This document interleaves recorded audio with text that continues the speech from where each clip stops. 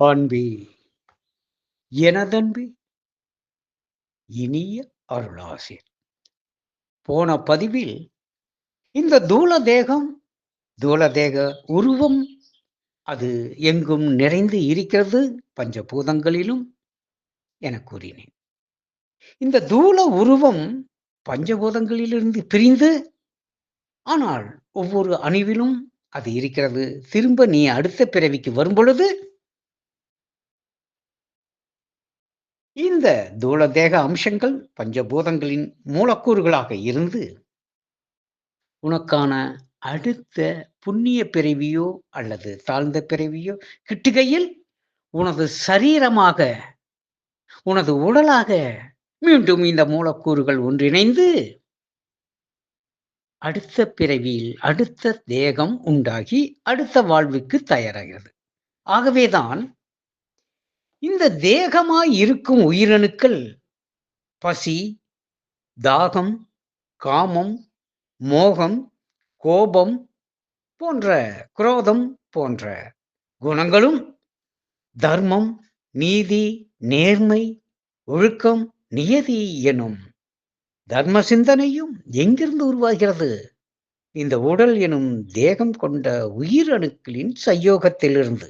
அப்படியானால் அதுவெல்லாம் நீயாக இருந்து பிரிந்து மீண்டும் நீயாக உடலாக மாறிய அணு முதல் பரமாணு வரை உள்ள உனது சுயமே. இதை அறியாமல் நீ இருக்கிறாய். ஆகவேதான் இந்த உடல் மீது உனக்கு இவ்வளவு பற்று, ஆசை, காதல், காமம் எல்லாமே உன் உடல் மீது. ஏன் தெரியுமா? இந்த உடலை இழக்க நீ தயாராக இல்லை. காரணம், உடலாக இருக்கும் உயிரணுக்களாக ஒவ்வொரு அணுவாக இருக்கும் நீயேதான். ஏனென்றால் நீ பறந்து விரிந்து எங்கும் நிறைந்து அலைந்து திரிந்து மீண்டும் ஒரு தேகமாய் மாறியிருக்கிறாய். ஆனால் அந்த தேகத்துக்குள் ஜீவனாய், உயிராய், சிற்றுயிராய் சென்று இந்த வாழ்க்கை வாழ்வது நீயேதான். ஆகவேதான் இந்த தேகத்தை அலங்காரம் செய்கிறாய், ஆனந்திக்கிறாய். ஏனென்றால் இந்த தேகம் வேறு ஏதோ ஒன்றாக இருந்தால் நீ ஏன் அதனை இவ்வளவு பிரியத்தோடு பாதுகாக்க வேண்டியதாக இருக்கும்? ஏன் இந்த தேகத்தில் உள்ள உயிரணுக்கள் பசி தாகத்தை கொண்டு வந்தவுடன் அதை தீர்க்கிறாய், அதை நிறைவேற்றுகிறாய். அதிலிருந்து வரும் கோபமாக நீ மாறுகிறாய், அதிலிருந்து வரும் குரோதமாக வெளிப்படுகிறாய்.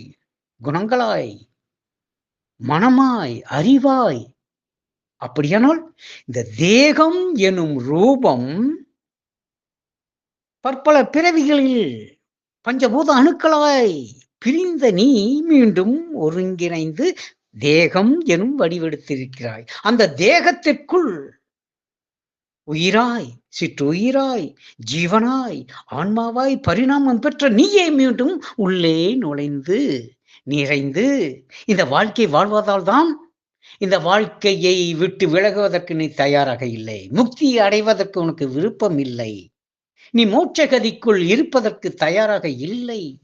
நீ ஆன்மா பிரம்மம் எனும் பேருணர்வு நிலையில் திளைக்க தயாராக இல்லை. ஏனென்றால் இதுவே உனக்கு சுகமானதாக இருக்கிறது. ஆனால் நீ விடுதலை அடைந்தாக வேண்டும், முக்தி பெற வேண்டும் என்பதே நியதி. ஆகவேதான் இந்த வாழ்வில் இவ்வளவு துன்பமும் துயரமும் துக்கமும் உன்னை வந்து வாட்டி எடுக்கிறது. இந்த உடலுக்கு நோய் வருகிறது, இந்த வாழ்விற்கு முற்றுப்புள்ளி வைக்கப்படுகிறது, மரணம் சம்பவிக்கிறது.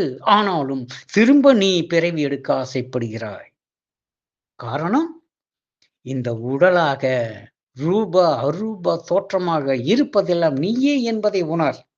ஆகவேதான் நான் கோபப்படுகிறேன், நான் துக்கப்படுகிறேன், நான் வருத்தப்படுகிறேன், நான் பயம் கொள்கிறேன் என்பதெல்லாம் இந்த உடலாக உள்ள உயிரணுக்களாகிய நீயேதான் இந்த குண அதிசயங்களை கொண்டு செயல்புரிகிறாய். அதிலும் நீயேதான் ஆன்மாவாய், ஜீவனாய், சாட்சியாய் இருந்து மகிழ்கிறாய். என்னே இருமைப்பட்ட நிலைகள். இந்த இருமைப்பட்ட நிலைகளை அடித்துவிட்டு ஒருமைப்பட்ட அத்வைத நிலையாகிய இவையெல்லாம் நான் அல்ல, எனது பல பிறவிகளினுடைய முகங்கள் இந்த உயிரணுக்களாக இருக்கிறது. இவற்றை நான் களைந்து விடுவேன்.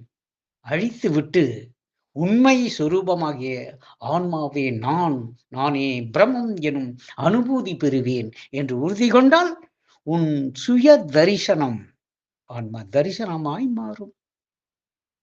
எனது அன்பு நிறை அருளாசி. நன்றி.